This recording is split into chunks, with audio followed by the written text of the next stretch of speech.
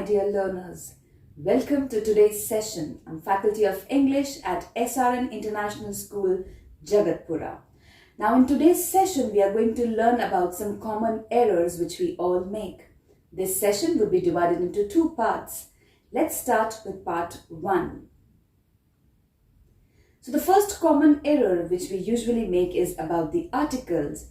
So you remember definite and indefinite articles? Remember one thing, that definite article is not used when speaking generally. So if you are speaking about a specific person or a specific place, then you are going to use the definite article. Let's look at an example. The people use a lot of credit cards. This would be a wrong sentence. Instead, you will say, people use a lot of credit cards. So here, if you're speaking about a specific people, you could say the people of the north, the people in the next room. Then the definite article is necessary. Remember that plurals in English do not have an indefinite article. Let's learn more about it. So here in this chart, you can see that we are going to talk about the noun type and the use of article. So let's see. So uncountable nouns in the general sense. Sugar is bad for diabetic patients. Now here, no article is required. But if in case the sentence is, please pass the sugar, it's in the specific sense, then the definite article the has been used. Now in case of plural countable nouns, children are innocent. So here we are saying the sentence in a general sense, therefore no article is required. But if you say, are the children playing outside? So here we are talking about specific set of group. So we are going to use the definite article the here. In case of proper nouns, suppose if you say, Shelley is cooking dinner. So it's in general sense, so no article is required. But if in case you say, the dinner I had with you was very good. So this is more in the specific sense, that is why the definite article the is required. Now when you're talking about the languages and nationalities, suppose if you say, I like to speak English. So in this case, no article is required. But when you're talking about educational institutions, hospitals, churches and prisons, then again no article is required. So you would say James teaches English at school. Now when nouns refer to the place only rather than the usual activity that goes on, so the definite article is required. So you would say James met Angelina for the first time at the school. So do revise this table to clear the concept of definite and indefinite articles. Let's move on to the second error. So which and what confusion. Which and what are not always interchangeable. A general rule is if the choice is in front of you, use which. So suppose if I have two kinds of toys, one plastic and one fluffy. Which one do you want? So here you're giving a choice, so that is why your question would start with which.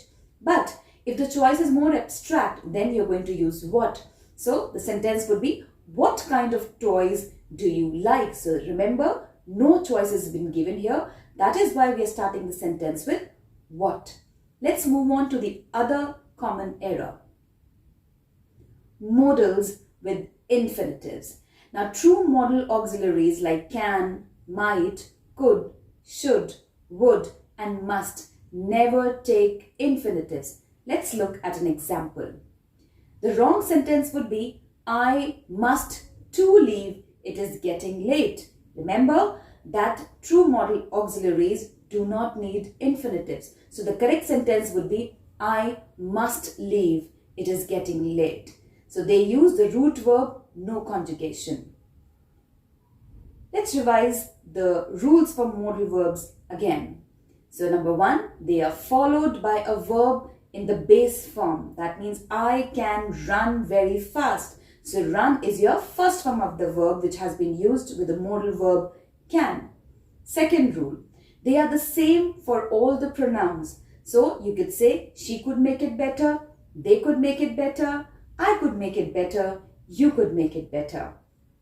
Third rule for modal verbs is they do not need auxiliaries. They take direct negative and question forms. So here you cannot smoke here, or the question would be Can you repeat that? So you see the base form, the root form of the auxiliary modal verb remains the same. Last, they never combine with another modal verb. So if you say you can't, must read, it's absolutely wrong. You cannot combine it with two modal verbs. I hope this is clear. Let's move on to the next error. Yes, now often when a student starts a sentence with a prepositional phrase or an adverb of time, the tendency is to follow that with a verb. Now, most of the students say, tomorrow comes my friend, which is absolutely a wrong sentence. Instead, you would say, my friend will come tomorrow, or my friend is coming tomorrow. Remember that in English, sentence must start with a subject. Let's move on to the next error. Yes, the more big use. So again, this is an error. One must know about the comparatives and the superlatives of the words. That whether we add er or est or use more or most, but the is only used with an adjective with est ending or most, that is your superlatives. For example, the biggest, the most beautiful. Let's look at an example. So the wrong sentence would be, that house is the more big than that, which is absolutely wrong. So the correct sentence would be, that house is bigger than that, which is a comparative degree. Now, most of the times children are also confused between adverbs and adjectives. This is the other common error which we usually make. Now, English learners often mix up adverbs and adjectives. So remember, well is an adverb and good is an adjective. So you ran well and your run was good. The test was good and went well.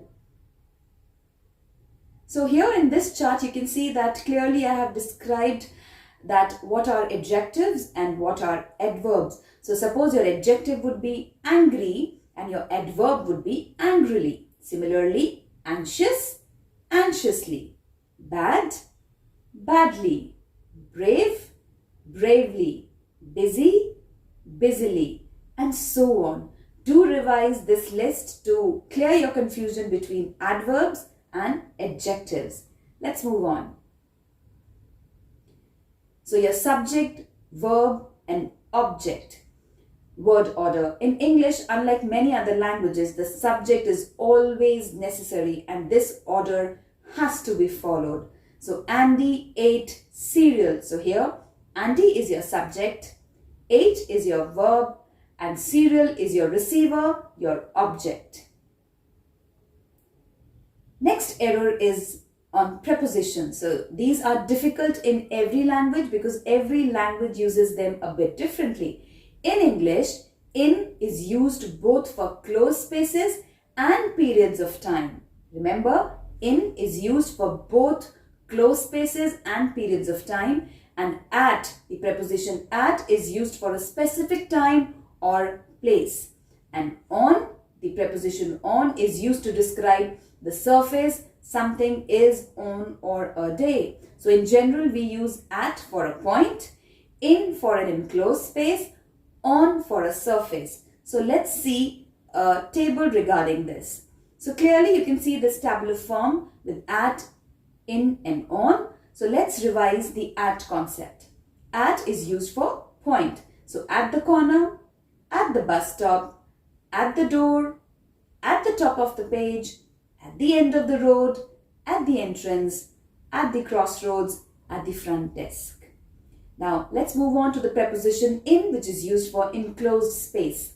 In the garden, in London, in France, in a box, in my pocket, in my wallet, in a building, in a car.